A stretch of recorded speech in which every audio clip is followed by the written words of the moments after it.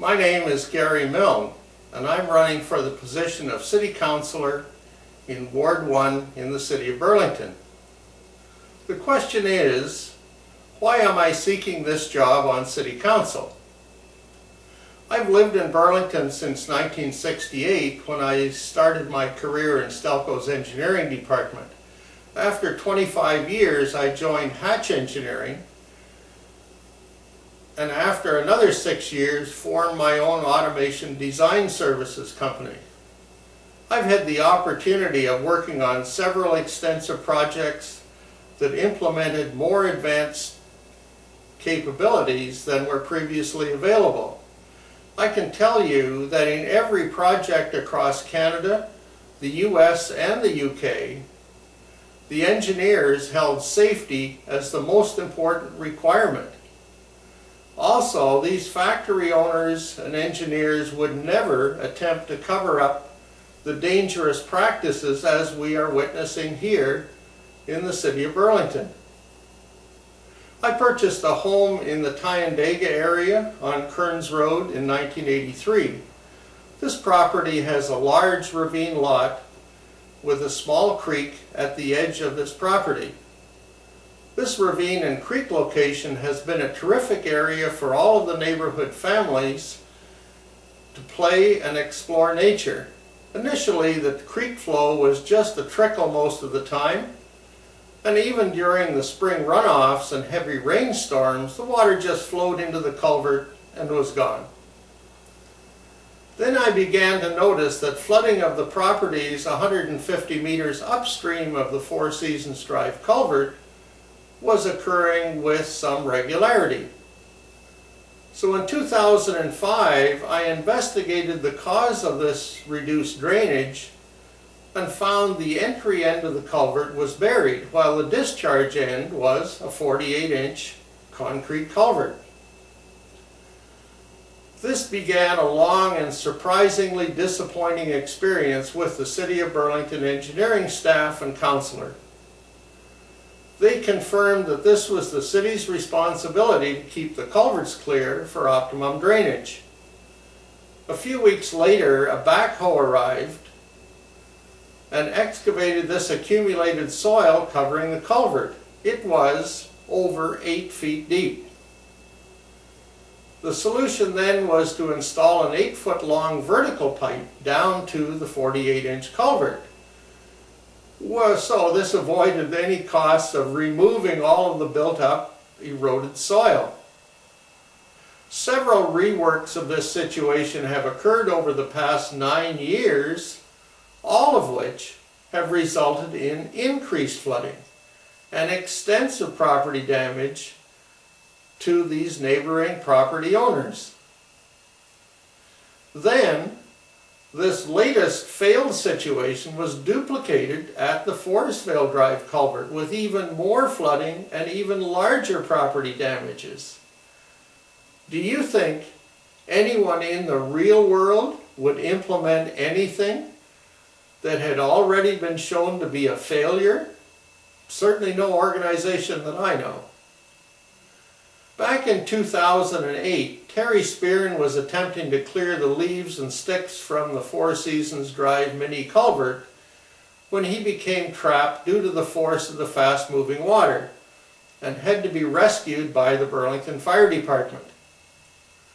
Now, most thinking people would expect that this life-threatening incident would cause the city staff engineers and the city councillors and mayor to become highly motivated to investigate why these two culverts, out of over 3,500, had this serious issue. After 1 year had passed with no apparent interest by anyone at City of Burlington, I set out to generate some media publicity.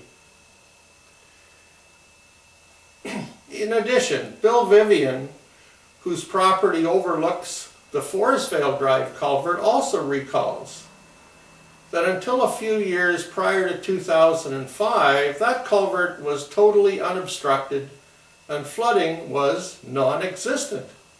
Bill and I walked through these ravines to investigate what could possibly have occurred to result in this increasingly dangerous and damaging situation.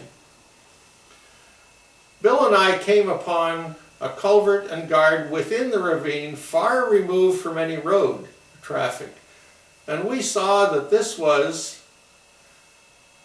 crossing the Enbridge pipeline. We were truly impressed with the horizontal bars that more readily allowed many of the leaves to flow with the water through the culvert, and how this structure would be infinitely superior should anyone be there along with fast-moving water. We brought the City of Burlington engineering manager and his drainage engineer to inspect the Enbridge culvert and guard. Later on, the City of Burlington contracted Cole Engineering to design improvements to these mini culverts and at the public meeting with Cole Engineering, I questioned how their design compared safety-wise with the Enbridge design. To which they replied they had never heard of the Enbridge installation. Clearly, the City of Burlington engineers did not establish safety as a priority and also did not understand drainage either. In February 2012, I made a video presentation to the city councillors on a culvert guard design that had horizontal bars and was sized to handle a substantial leaf collection while allowing the water to flow without any flooding. This was received by the city councillors thinking this was entertainment and suggested how it could be made more entertaining. Obviously, safety of our residents has no value to these councillors either. While the culvert guard was substantially redesigned from the Cole Engineering proposal, it still maintained the total leaf trapping arrangement of sloped, closely spaced vertical bars. This Four Seasons Drive installation was completed in mid-December 2012, followed by the first rainstorm in mid-January 2013, which resulted in severe flooding and mud deposits on our upstream properties, as bad as we had ever experienced. This accumulated debris in eroded soil was excavated and removed within a week. Then in March 2014, the Forestvale Drive culvert had the identical design installed, and again at great cost. The first significant rainfall caused flooding and mud erosion deposits greater than anything previously. Obviously, with water levels at these highest levels and deep, sticky mud underfoot, the drowning hazards would also be at the highest as well. The question is then, why would anyone spend additional money on a scheme that had already failed in every possible category? In July 2013, I received an email from the mayor's assistant advising me that a study of the escarpment to Four Seasons Drive had been started. In May 2014, 10 months into this study, AMEC, the engineering company, along with city staff engineers, arranged a public meeting to provide the study results.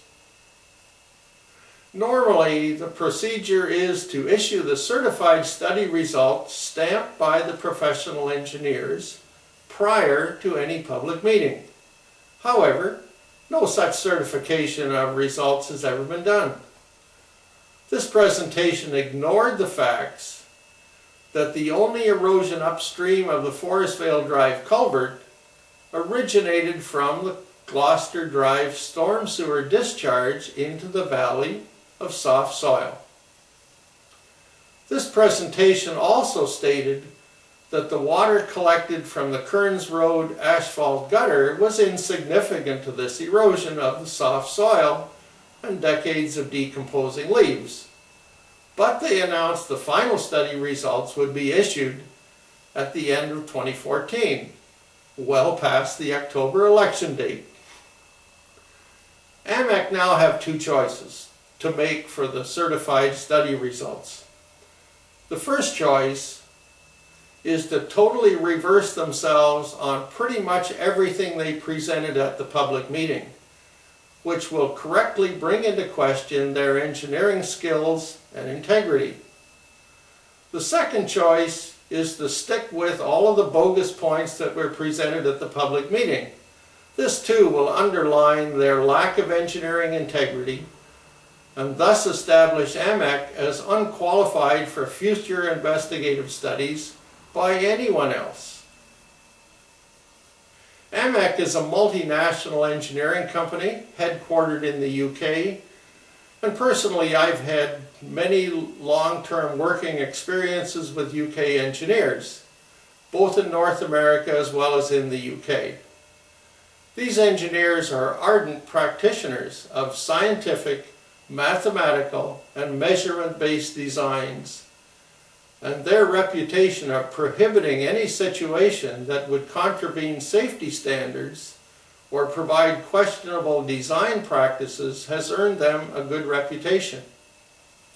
On that basis, maybe there's a third choice, and that is that at the headquarters of AMEC, they may intervene and provide an apology to the City of Burlington for this unacceptable performance, which does not in any way represent the standards that they demand.